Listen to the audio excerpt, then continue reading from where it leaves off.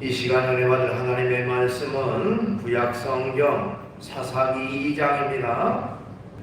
사사기 2장 1절로 5절 말씀까지 구약성경 362쪽에 있습니다. 받도록 봉독을 하겠습니다. 여호와의 사자가 길갈에서부터 복임으로 올라와 말하되 내가 너희를 애굽에서 올라오게 하여 내가 너희의 조상들에게 맹세한 땅으로 들어가게 하였으며 또 내가 이르기를 내가 너희와 함께한 언약을 영원히 어기지 아니하리니 너희는 이 땅의 주민과 언약을 맺지 말며 그들의 제단을 헐라 하였거늘 너희가 내 목소리를 듣지 아니하였으니 어찌하여 그리하였느냐.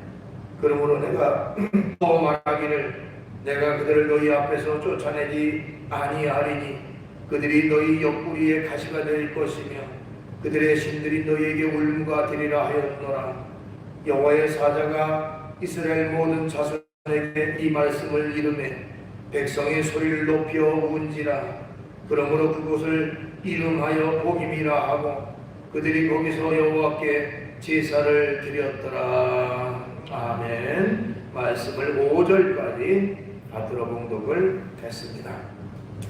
오늘 주어진 본문 말씀 가지고 제목을 복임의 눈물 이런 제목으로 말씀을 같이 나누려고 합니다. 안과 전문의들에 의하면 우리 눈에는 눈물이 계속해서 흐르고 있는데 그 눈물은 기본적으로 지방층과 수성층과 조맥층 세 가지 성분으로 이루어졌다고 합니다. 또 눈물은 하루 종일 일정량 지속적으로 생산되어서 눈의 전면부에 눈물층을 형성하고 있는데요. 이 눈물이 생기지 않으면 눈물층이 마르게 되고요. 그래서 안구 건조증이 생겨서 눈에 각종 질병이 생기는 그런 원인이 되기도 한다고 그럽니다. 그러니까 어떤 의미에서 인간은 눈물 없이는 살 수 없는 그런 존재라 이렇게 말할 수도 있습니다. 앨런 피지와 바바라 피지라고 하는 사람이 쓴 거짓말하는 남자, 눈물 흘리는 여자라는 책이 있는데요.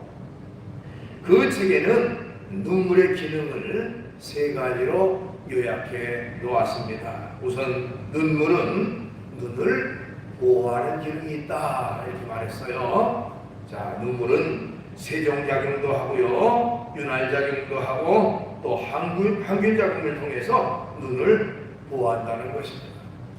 그 다음에 눈물은 스트레스 해소 기능이 있다 이렇게 말했어요. 뺨을 타고 흘러내리는 이 스트레스성 눈물은 안구 보호용 눈물과는 다른 성분이 있는데 바로 진통제 역할을 하는 엔돌핀이 함유되어 있어서 정신적 고통을 줄여준다고 합니다.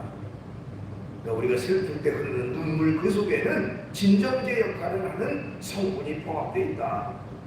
또 세 번째로 눈물은 정서적 표시 기능도 있다고 합니다.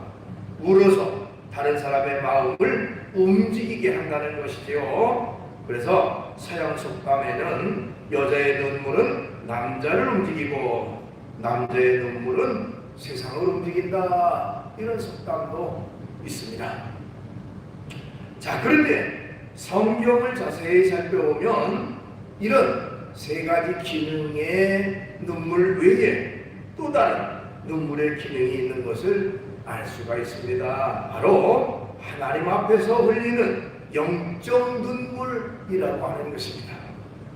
이 눈물은 우리의 영혼을 깨끗하게 씻어주고 우리를 영혼을 새롭게 하는 그런 역할을 합니다. 뿐만 아니라 때때로 이런 영적 눈물은 하나님의 마음도 움직이는 신비한 힘이 있는 눈물이다 이렇게 말할 수가 있습니다.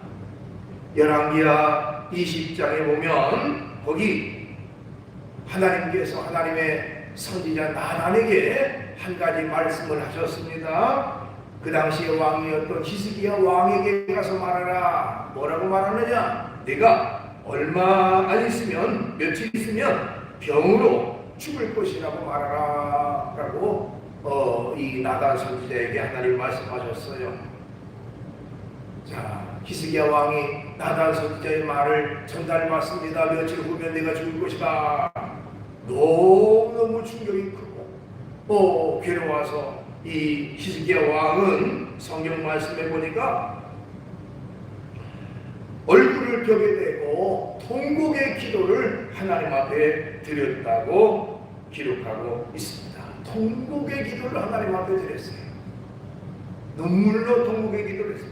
그때에 하나님이 다시 나단 선지자를 보내가지고 말하기를 내가 네 눈물을 보았고 또 내가 낫게 해 주겠다. 그리고 네 생명을 15년 연장시켜 줄 것이다 라는 말씀을 하셨습니다. 그 말씀을 잠깐 보면 열왕기하 20장 5절 말씀에 보니까 너는 돌아가서 내 백성의 주권자 히스기야에게 말하기를 왕의 조상 다윗의 하나님 여호와의 말씀이 내가 내 기도를 들었고 내 눈물을 보았노라. 내가 너를 낫게 하리니. 이렇게 기록하고 있습니다.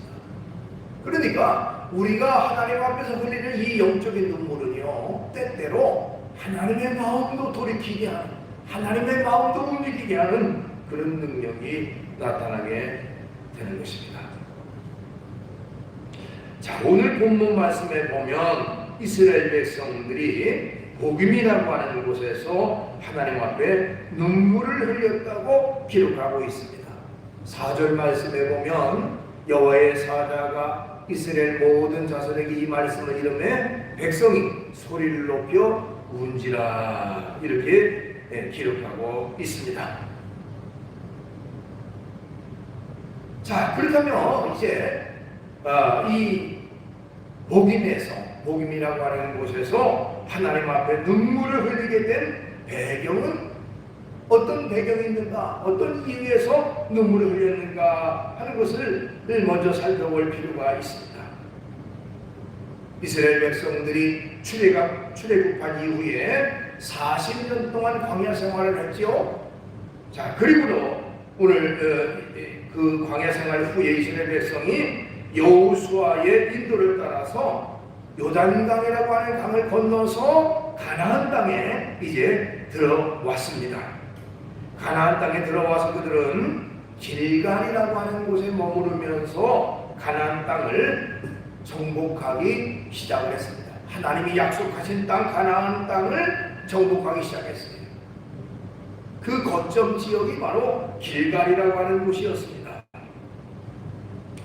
여호수아 5장에 보면 그 사실이 잘 나타나 있어요. 길갈이라고 하는 곳에서 어떤 일을 행했는가? 이스라엘 백성들이 거기에는 아주 영적으로 매우 중요한 의미를 지닌 그런 곳이 바로 길갈이라고 하는 곳이었습니다. 자, 우선 이스라엘 백성은요, 이 길갈이라고 하는 곳에서 하나님 앞에 할례를 거행했습니다. 여호수아 5장 2절 3절에 보니까 그때 여호와께서 여호수아에게 이르시되 너는 부싯돌로 칼을 만들어 이스라엘 자손들에게 다시 할례를 행하라 하시매 여호수아가 부싯돌로 칼을 만들어 할례산에서 이스라엘 자손들에게 할례를 행하니라. 이렇게 기록하고 있습니다. 지난 40년 광야 생활 동안에 그들은 하나님 앞에서 할례를 행하지 못했습니다. 즉 출애굽 2세대들 애굽에서 나와서 그때부터 태어난 광야에서 태어난 그 사람들은 하나님 앞에 할례를 행하지 않았습니다. 할례라고 하는 것은 이스라엘 백성들에게만 하는 하나님의 백성, 언약의 백성이라고 하는 표식이 되어집니다. 하나님과의 언약의 약속이 되어집니다. 그런데 그 할례를 행하지 못했다가 이제 길갈에 와서 제일 먼저 한 일이 바로 하나님 앞에 할례를 행함으로 말미암아 우리는 하나님의 거룩한 백성입니다. 우리는 철저히 하나님 앞에 헌신된 백성입니다라고 하는 의식을 행하게 됐다고 하는 것입니다. 그것이 곧 길갈입니다. 그 다음에 길갈에서 한 두 번째는 바로 유월절을 하나님 앞에 다시 지키게 됐다고 하는 것입니다. 여호수아 5장 10절에 보니까 또 이스라엘 자손들이 길갈에 진쳤고 그달 14일 저녁에는 여리고 평지에서 유월절을 지켰으며 이렇게 기록하고 있습니다. 자, 이스라엘 백성들은요 애굽에서 떠나올 때에 마지막 유월절을 지켰습니다. 그리고 나서 그 이후에 시내산에서 머물 때에 딱 한 번 하나님 앞에 유월절 절기를 지켰고요. 그 뒤로 40년 동안 그들은 유월절 절기를 지키지 못했습니다. 그러다가 이 가나안 땅 길갈에 와서 그들은 하나님 앞에 유월절 절기를 지켰습니다. 유월절 절기를 지켰다고 하는 것은 광야 40년 생활이 이제는 마감했다고 하는 의미고, 그리고 하나님과 함께 다시 새로운 관계를 맺고 새로운 출발을 한다고 하는 그런 의미를 거기에 내포하고 있습니다. 또한 이스라엘 백성들은요 길갈에서 어떤 일이 있었느냐면 바로 여호수아에게 하나님의 군대 장관이 나타나서 하나님의 뜻을 전하게 됩니다. 여호수아 5장 13절 14절에 보니까 여호수아가 여리고에 가까이 이르렀을 때에 눈을 들어본즉 한 사람이 칼을 빼어 손에 들고 마주 서 있는지라. 여호수아가 나아가 그에게 묻되 너희는 우리를 위하느냐 우리의 대적들을 위하느냐 하니 그가 이르되 아니라 나는 하나님의 군대 대장으로 지금 여기 왔느니라 하느니라. 그래서 하나님의 군대 대장이 나타나서 여호수아에게 그를 돕고 그와 함께한다고 하는 그런 확신을 심어 주었습니다. 이후에 그들은 하나님의 인도하심을 확신하면서 가나안 땅을 정복할 수가 있게 되었습니다. 그 때문에 이 길갈이라고 하는 곳, 이 여리고의 길갈이라고 하는 곳은 영적으로 아주 중요한 그런 의미를 갖게 됐다고 하는 것입니다. 그러나 그 이후에 이제 세월이 많이 지났습니다. 그들의 지도자였던 여호수아도 세상을 떠났습니다. 그들은 가나안 땅 거점 지역을 정복했지만은 아직 정복하지 못한 땅이 너무나도 많은 그런 상태였습니다. 이스라엘 백성은요 본거지를 길갈에서 오늘 우리가 말하는 그 본문에 나와 있는 보김이라고 하는 곳으로 옮겼습니다. 그런데 이 보김에서의 생활은 그들의 영적 상태는 예전 길갈에서의 영적 상태와는 완전히 달라졌어요. 하나님과의 약속을 제대로 지키지 않고요 이방 사람들과 적당히 타협하고 또 하나님의 백성으로서의 영적 능력을 완전히 상실한 그런 상태였다고 하는 것입니다. 그러니까 길갈에서의 이스라엘 백성이 아니라 길갈에서의 이스라엘 백성은 더 이상 길갈에서 이스라엘 백성이 아닌 그야말로 하나님 모시기 합당하지 못한 그런 사람들이 됐다고 하는 것입니다. 그래서 오늘 본문 앞부분에 나와 있는 사사기 1장에 보면 그들은 가나안 땅을 정복하는데 실패의 실패를 거듭하게 됐다고 하는 것입니다.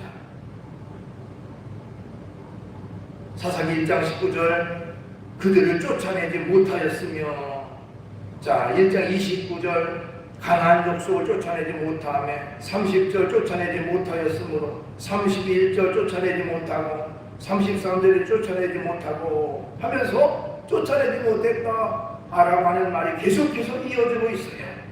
또 34절에는요 오히려 아모리 사람들에게 이스라엘 백성이 쫓겨나기까지 했다고 하는 것입니다. 사사기 1장 34절 아모리 족속이 단 자손을 산지로 몰아넣고 골짜기에 내려오기를 용납하지 아니하였으며, 이 단지파는 이스라엘 백성은 이스라엘 산지에 몰아넣고서 그 사람들 꼼짝달싹을 못하게 오히려 만들었다는 것이죠.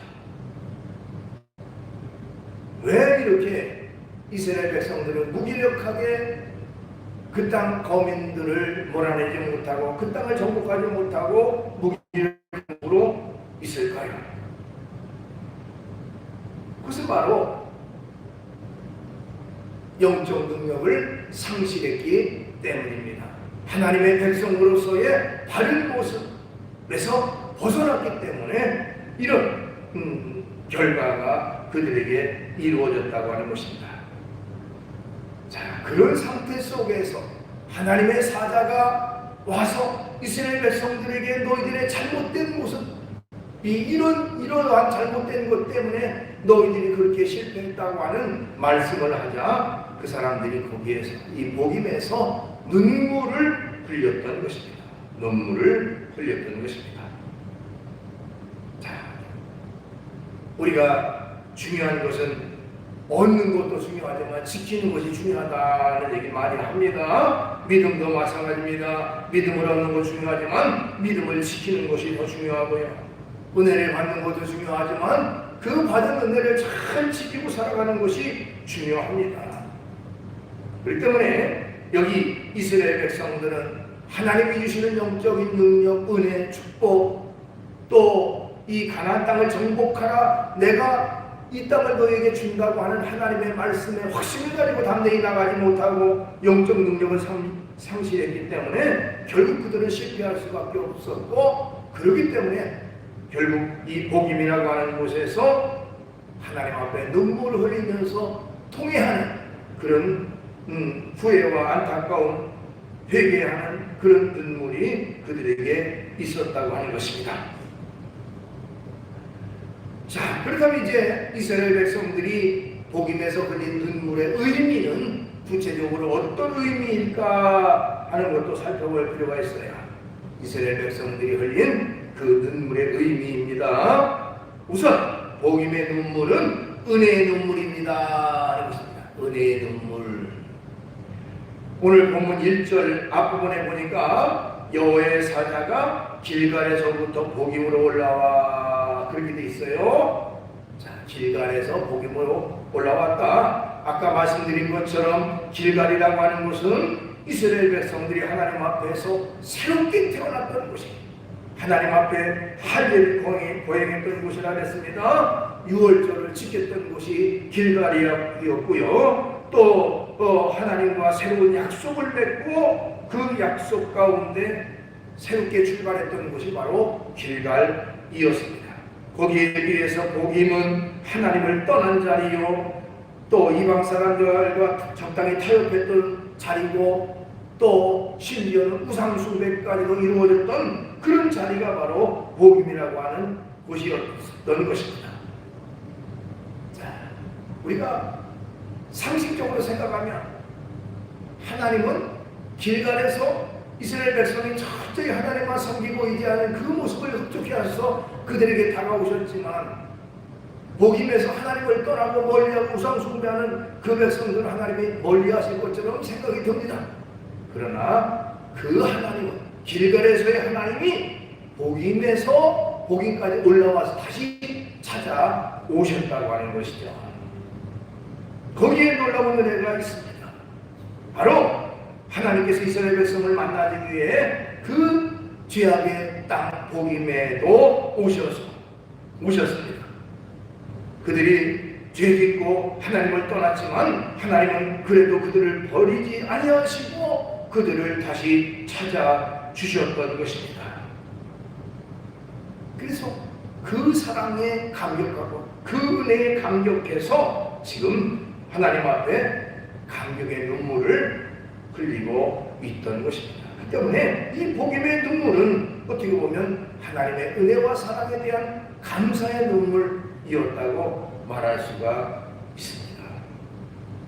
하나님은 오늘도 복임으로 찾아오십니다. 오늘날 우리의 일상 속에서 하나님 보시기에 온전하지 못하고 합당하지 못하고 때때로 하나님 앞에 죄 가운데 빠져있는 그 자리에도 주님은 찾아오셔서 우리를 권고하시고 권면하시고 바른 길로 이끄시는 사랑의 하나님이십니다. 우리가 그 하나님을 기억하고 언제든지 주께로 돌아오는 그런 역사가 우리에게 있어야 됩니다. 그 다음에 복임의 눈물은 깨달음의 눈물이었다라고 할 수가 있어요. 이스라엘 백성들이 복음에서 주님을 다시 만나고 그 말씀을 들은 뒤에 자기들이 뭘 잘못했는지를 새롭게 깨닫는 그런 결과가 되어졌습니다. 자신들의 잘못을 깨닫는 그런 계기가 됐다고 하는 것이죠. 우선 이스라엘 백성들은요, 하나님을 온전히 믿지 못한 잘못 가운데 빠졌었습니다.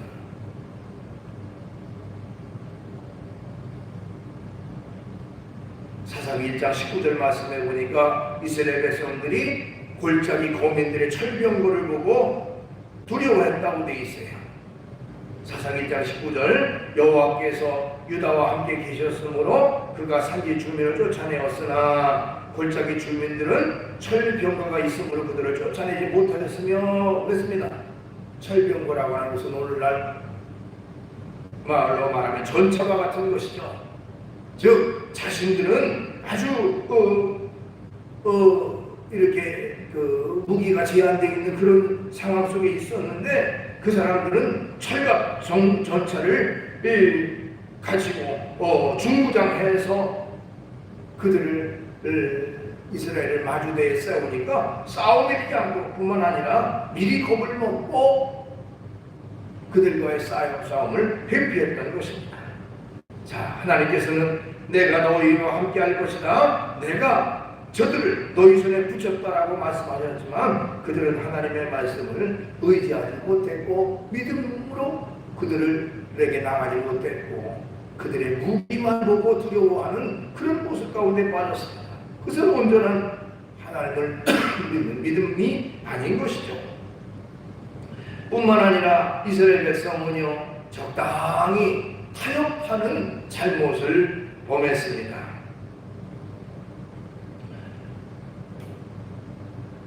사사기 1장 2절로 3절에 보니까요, 유다 지파는 하나님의 명령을 어기고 시므온 지파와 타협했다고 하는 내용이 나와요. 사사기 1장 2절로 3절에 보니까 여호와께서 이르시되 유다가 올라갈지니라 보라 내가 이 땅을 그의 손에 넘겨 주었노라 하시니라. 유다가 그의 형제 시므온에게 이르되 내가 제비 뽑아 얻은 땅에 나와 함께 올라가서 가나안 족속과 싸우자. 그리하면 나도 네가 조비 뽑아 얻은 땅에 함께 가리라 하니 이에 시므온이 그와 함께 가니라. 이런 말이 있습니다. 자, 하나님은 유다가 올라가라, 유다에게 그 땅을 줄 것이다 했는데 이 유다 백성들은 자기의 형제 시므온이 너희와 함께 가자, 너희의 도움이 좀 필요하다, 또 너희가 땅 정복할 때 우리가 도와주마, 인간적인 계산, 인간적인 방법으로 적당히 타협했다는 것입니다. 이것은 온전한 하나님의 백성으로서의 모습이 결코 아닌 것이죠. 또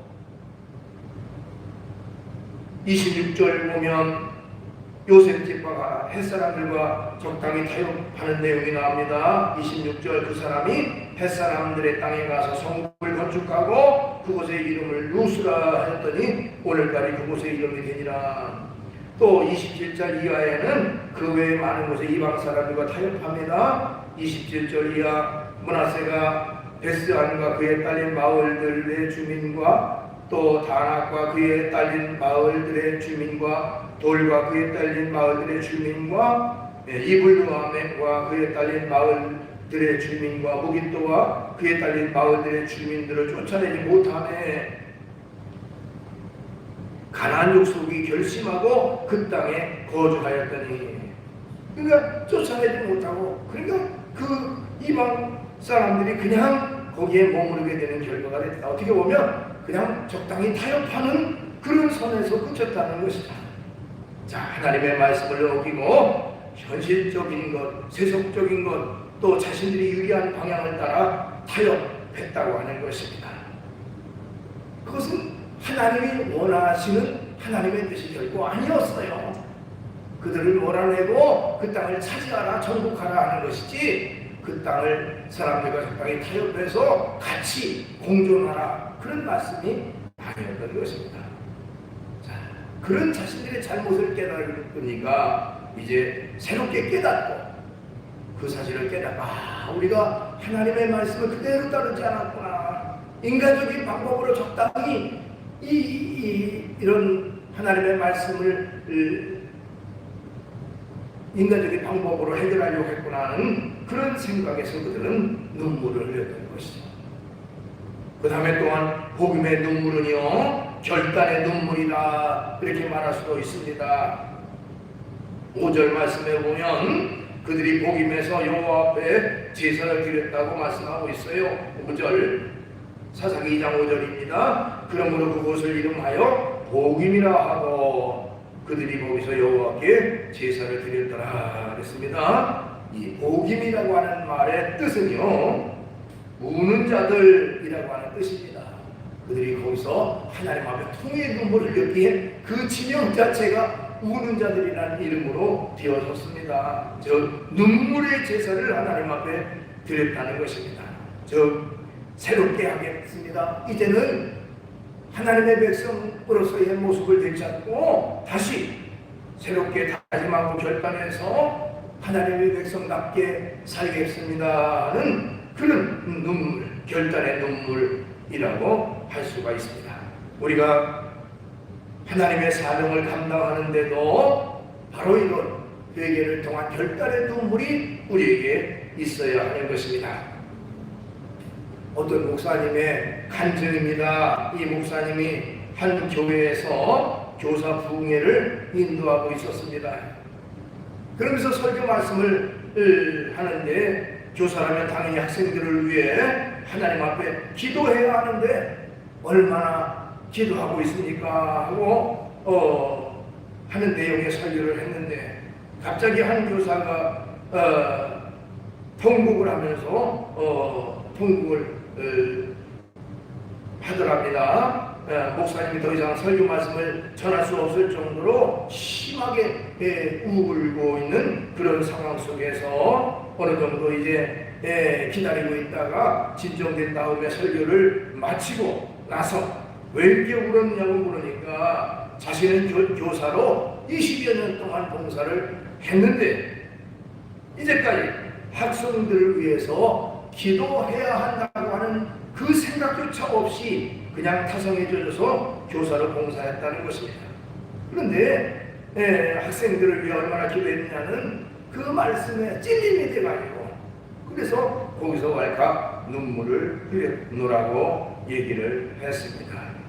목사님이 이제 전체 교사들에게 합심 기도를 제안하면서 하나님 앞에서 우리가 새롭게 다짐하고 결단하는 그런 시간이 되어야 되겠다 하고 기도를 같이 했고 그 후에 교사들이 새롭게 변화되고 또 하나님 앞에 완전히 다른 모습으로 봉사하는 그런 계기가 되노라 하는 그런 내용의 간증이었습니다. 어떻게 보면 우리에게도 이런 결단이 필요합니다.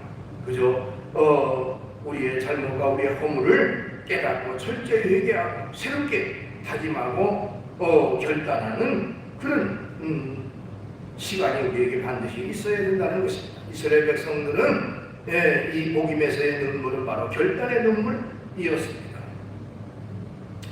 자, 이처럼 이제 복임이라고 하는 것에서 그들이 흘린 눈물의 의미, 은혜의 눈물이요, 깨달음의 눈물이요, 결단의 눈물입니다. 자, 이스라엘 백성이 흘렸던 이 복음의 눈물이 또한 우리에게도 있는 그런 눈물이 되어야 한다는 것입니다. 하나님께서는 이 눈물 위에 성령의 기름 부으심을 통해 우리를 새롭게 하시고 우리를 변화시키고 또 우리를 온전한 하나님의 사람으로 만드시는 것입니다.